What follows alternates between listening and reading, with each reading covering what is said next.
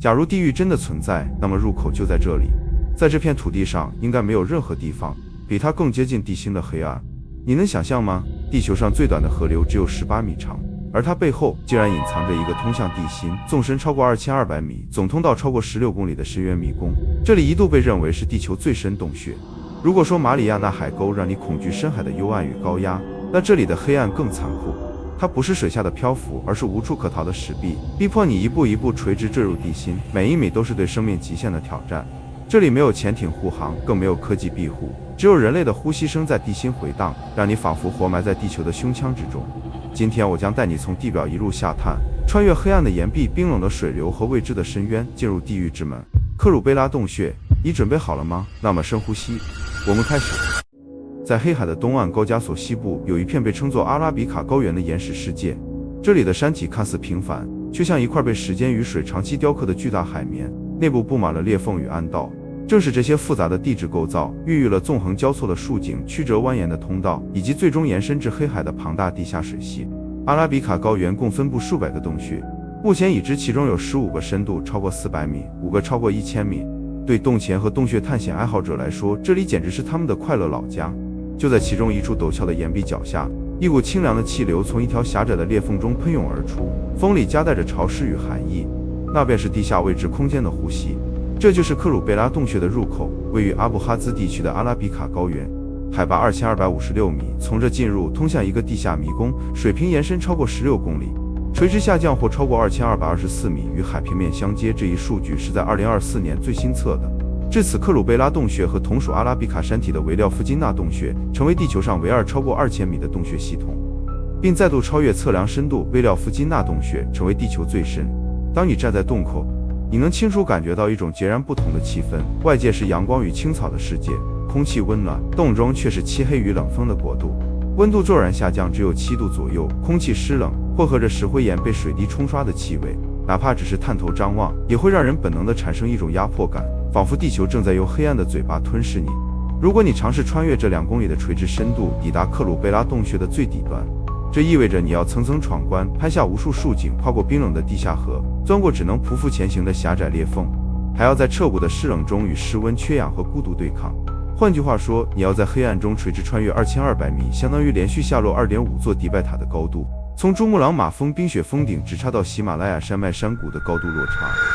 但不要慌，克鲁贝拉洞穴中共有6个地下营地可让你驻足休息，分别位于地下700米、1200米、1400米、1640米、1790米和1960米。地下700米营地位于一个大竖井的尽头，是营地中较小的一个。地下1200米营地，这是一个泥巴营地，到处都是泥，你不要在这里妄图清理干净自己，因为一不小心就又会滑倒摔在泥里。地下1400米营地，这是一个相对舒适的营地，这里面有最大的帐篷，周围也有宽敞的空间可以活动，但千万不要走出帐篷，因为外面散发着刺鼻的粪便味。探险者要在此连续驻扎数天甚至数周，因为环境封闭，运输困难，很难像地表一样把排泄物清运出去，往往只能在就近区域处理。在此我们可以稍作休整，为穿越虹吸潜水段做准备。在地下1640米，探险者会抵达一个重要的营地，这是穿越虹吸潜水段后的第一个落脚点。理论上，这里应该是你烘干身体、恢复体力的地方，但在现实里，它有一个更贴切的名字——潮湿营地。帐篷年复一年被水滴侵蚀，缝隙渗水，营地地面始终湿滑，空气湿度几乎达到100%，衣物和装备根本不可能干透。你会发现，无论是头发、衣袖还是睡袋，始终带着冰冷的水汽。因此，许多探险队干脆选择跳过这里，他们宁愿在1天内完成更长的行程，直接抵达深处的 Game Over 点，再折返回到深1400米那个相对宽敞舒适的营地休整。可惜，对于执行科研任务的队伍来说，这并不是一种奢侈的选择。科研团队必须在这里驻扎，定期停留进行采样和记录。夜晚躺在湿漉漉的睡袋里，滴水声一刻不停，你能感受到的不是休息，而是身体正被缓慢夺走的体温。而这就是1640米营地，一个名为休息却几乎无法真正休息的地方。地下1790米营地主要用作物资存放和紧急备用，很少长期有人驻扎。地下1960米营地只在潜水支援任务中使用。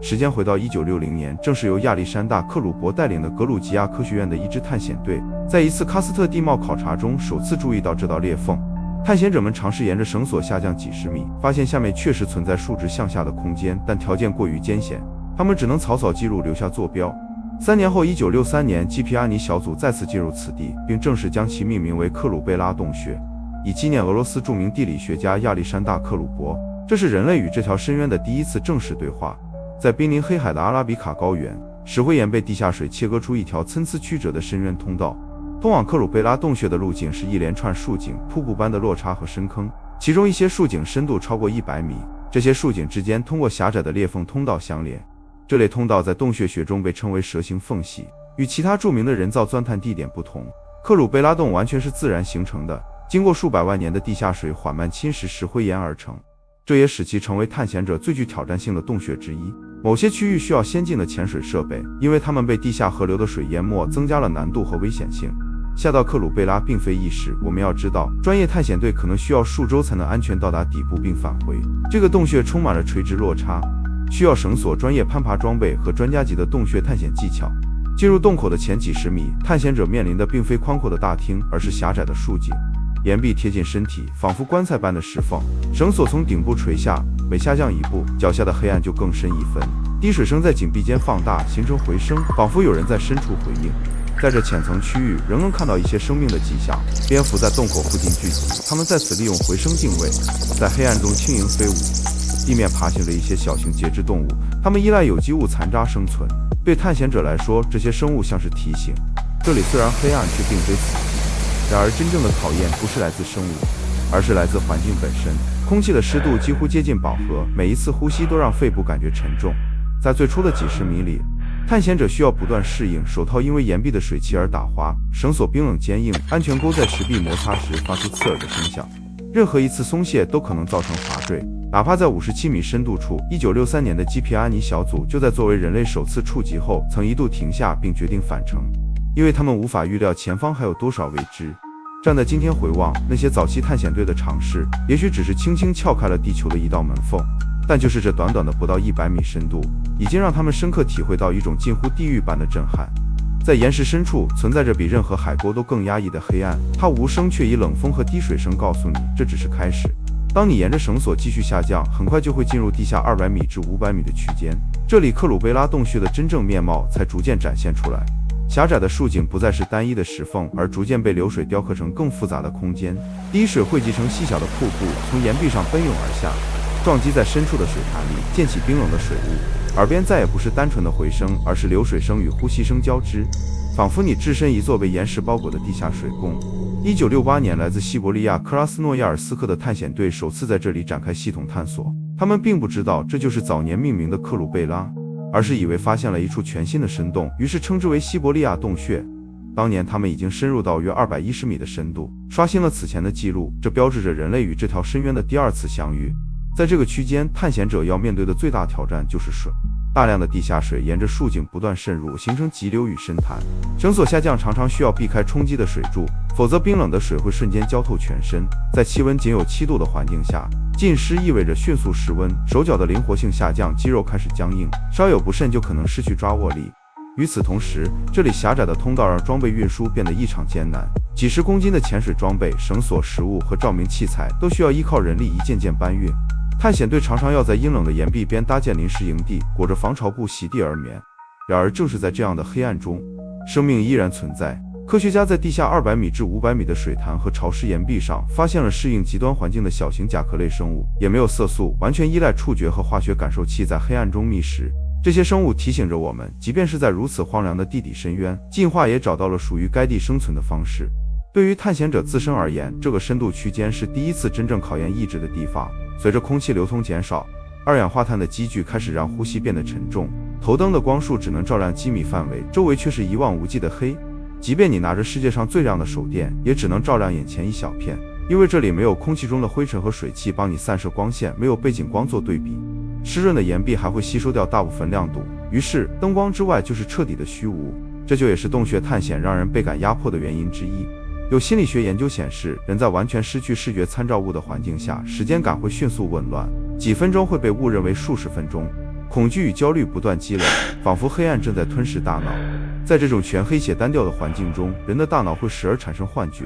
这种感受在你平时走无人的夜路，或是只身一人身处黑暗的房间中应该有过。听到并不存在的脚步声，甚至看到虚幻的光影。很多探险者都曾报告过，在深300米左右就感到强烈的压抑与孤独，仿佛整个地球都在石壁的重量下把你压向深渊。在深250米左右，洞穴会分为2条路线：菲库伊比舍夫斯卡亚分支和一条通向洞穴目前已知最深点的主分支。菲库伊比舍夫斯卡亚在2010年代探测深度为1697米，而这只是在有限技术下可探明的深度，它的深处可能是一个巨大的洞穴分支，至今仍未完全探索。这同样意味着克鲁贝拉的潜力不只在于往下，还有可能存在侧向的大型系统。但正是这种极端的压迫感，塑造了洞穴探险独特的意义，每前进一步都像是在挑战人类的极限。正因如此，西伯利亚洞穴的记录被带回后，引发了国际洞穴学界的极大兴趣。人们开始意识到，阿拉比卡高原的地底可能隐藏着比已知任何洞穴都更为庞大的系统。今天我们再看这些早期探索，深度200米至500米的区间已被多次穿越，成为通往更深地心的必经之路。但当年的探险者在寒冷、潮湿与黑暗中所承受的孤独与恐惧依然历历在目。此刻，如果你身处其中，呼吸会变得急促，心跳不断加快，冷水不断滴落在头盔上，渗入脖颈，仿佛提醒你，这里本不是属于人类的地方。当下降到500米时，你会意识到真正的深渊才刚刚开始。此处往下，洞穴逐渐告别浅层的滴水声与零星的光影，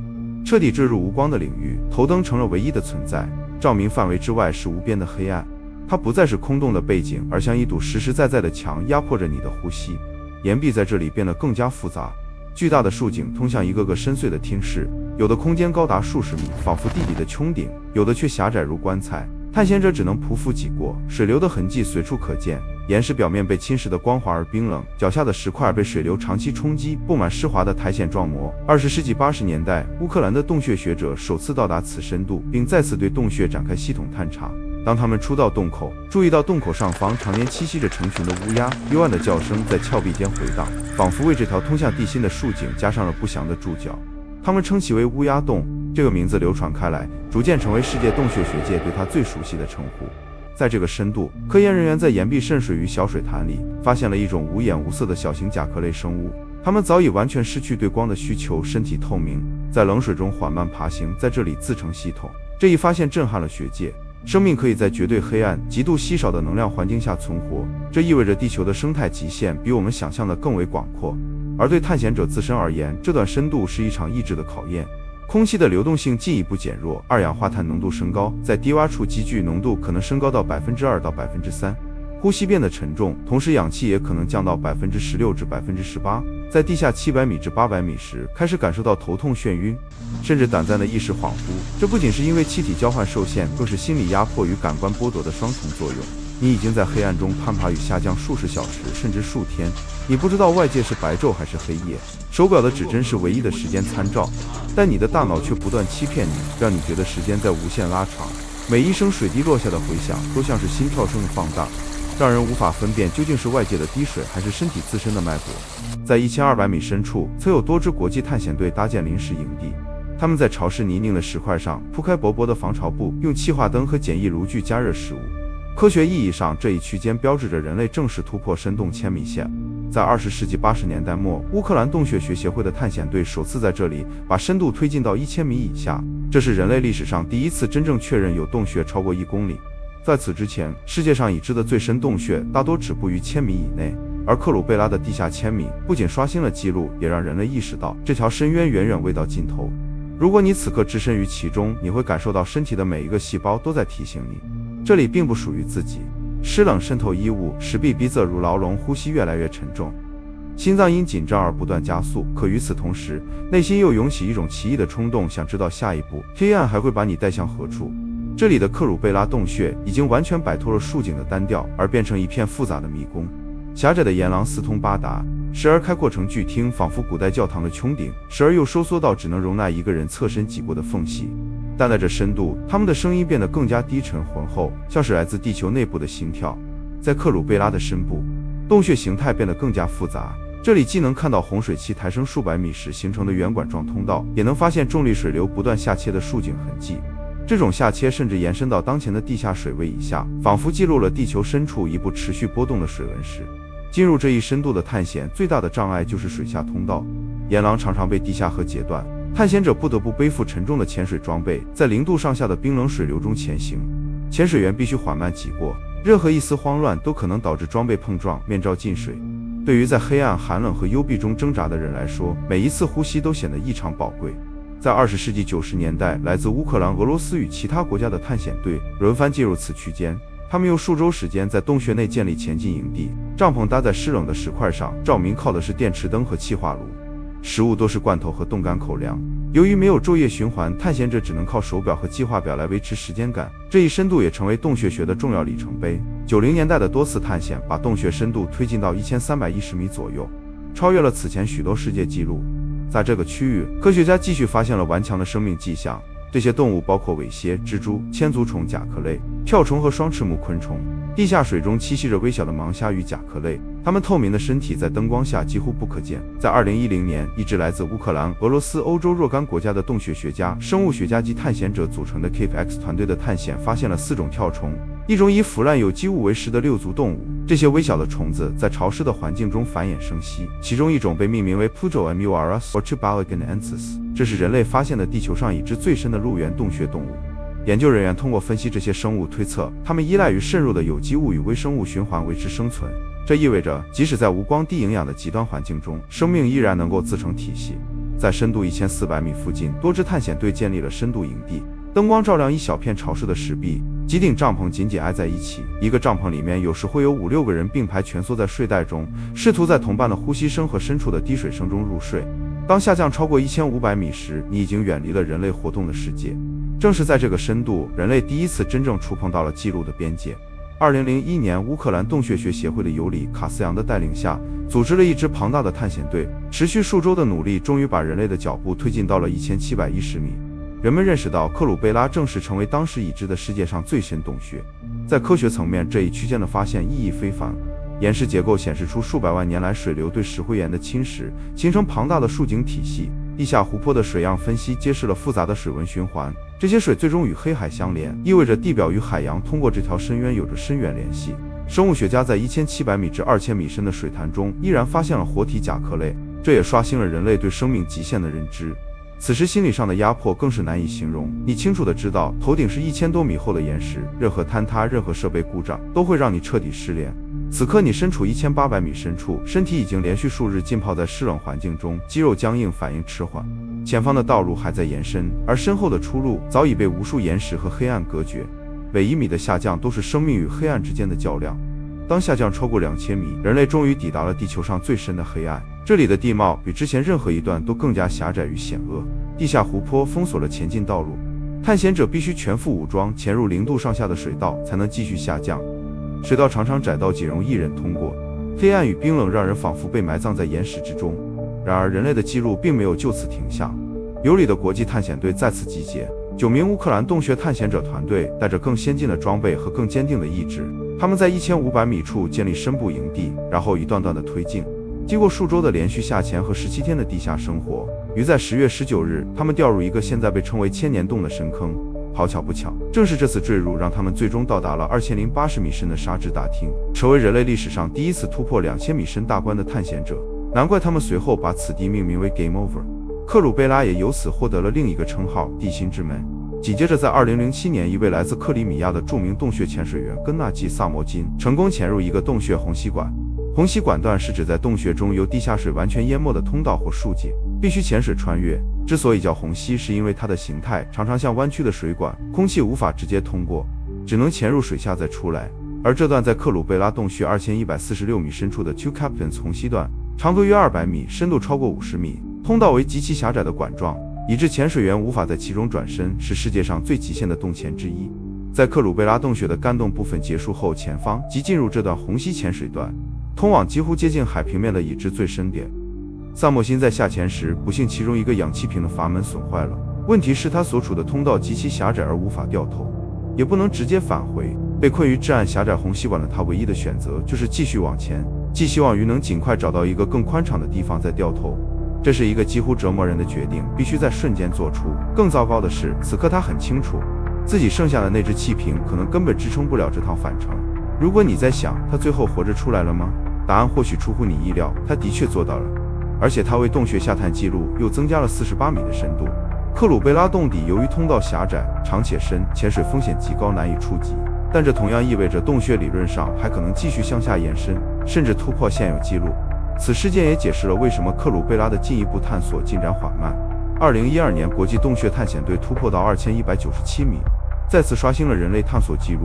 盲虾与甲壳类的身影再一次震撼了科学界，但人类的勇气和探索精神总不会让人失望。2017年，一支由乌克兰与国际学者组成的团队再次深入，最终抵达2212米，确认克鲁贝拉的官方深度为2212米，后续测绘修正为2224米。这一刻，人类真正站在了地球已知最深的洞穴底部，这里危险的意义已完全改变。这里不是单纯的寒冷与缺氧，而是任何事物的不可逆。在这样的深度，救援几乎不存在，任何设备故障、一次失误，等待你的不是挣扎，是永远被困在黑暗里。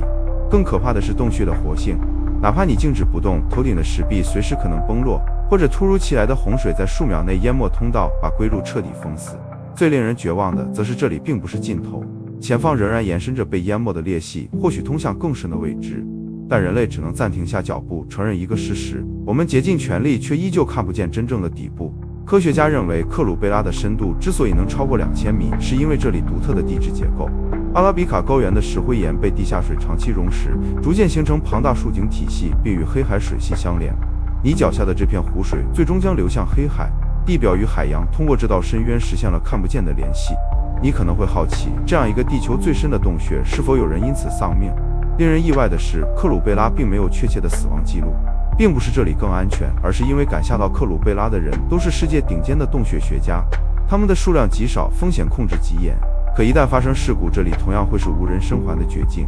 有人说，如果地球真的有通往地狱的门，那一定是克鲁贝拉。可正是这条直指地心的裂缝，让人类的光芒第一次照亮了深渊。今天我们谈起克鲁贝拉，谈的不只是数字与记录，而是一段属于人类整体的探索史。从黑海岸边18米的短河到地心2224米的深渊，这条道路告诉我们，黑暗或许无边，但只要人类敢于下降，就能在最深的黑暗里点亮自己的光。在克鲁贝拉附近，仅2公里之外，还有一处名为比尔奇利斯卡亚洞穴的入口，比克鲁贝拉高出200米。2016年的探险已推进到770米。如果未来证实它与克鲁贝拉相连，那么两洞的落差将被重新定义，深度记录也可能再次被改写。克鲁贝拉不仅是地球上最深的已知洞穴，它更是地质学、生物学与人类极限研究的里程碑。从1960年的首次发现到21世纪突破2000米的壮举，这片阿拉比卡高原的喀斯特世界孕育了全球最复杂的地下水文体系，也不断提醒我们，地球的真相比我们想象的更辽阔、更危险，也更神秘。